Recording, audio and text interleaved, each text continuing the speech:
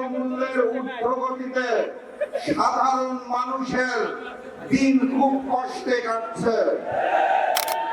তেলের জন্য যে লাইন প্রতিদিন দেখতে পাই, মানুষ অত্যন্ত কষ্টে জীবনযাপন করছেন। গণভোটের জনরায়ের আলোকে ওই জুলাই সনদ এই বিএনপি সরকার বাস্তবায়ন করবে না। অতএব তাদেরকে বাস্তবায়ন করাতে হবে। বাংলাদেশের মানুষের সাথে বেইমানি করে দিল্লির সামনে মাথা নত করে আপনাদের মতো প্রতিদিন ধুকে ধুকে মরবো না।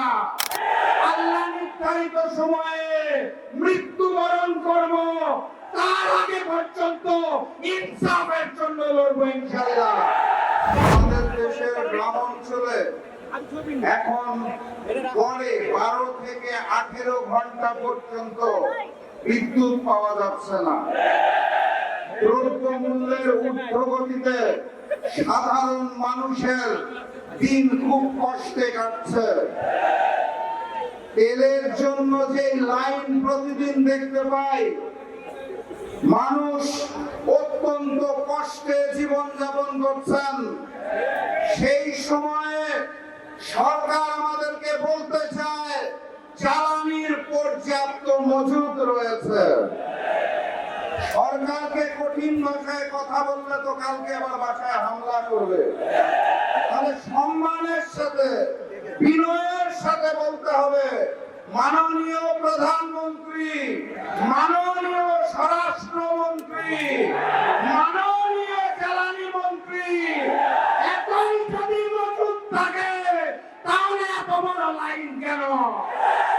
এই মজুদ কোথায় রেখেছেন?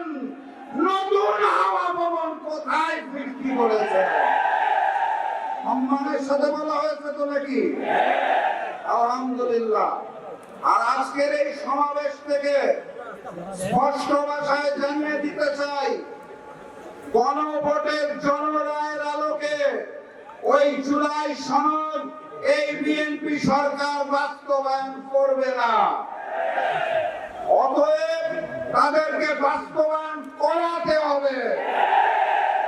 আর আমাকে যারা প্রতিদিন প্রতিনিয়ত হত্যার হুমকি দিচ্ছেন, তাদেরকে স্পষ্ট ভাষায় জানিয়ে দিতে চাই, বাংলাদেশের মানুষের সাথে বেইমানি করে দিল্লির সামনে মাথা নত করে আপনাদের মতো প্রতিদিন ধুকে ধুকে মরবো না। আল্লাহ নির্ধারিত সময়ে মৃত্যুবরণ করব, তার আগে পর্যন্ত ইনসাফের জন্য লড়বো ইনশাআল্লাহ। সবাই লড়াইয়ে প্রস্তুত আছেন?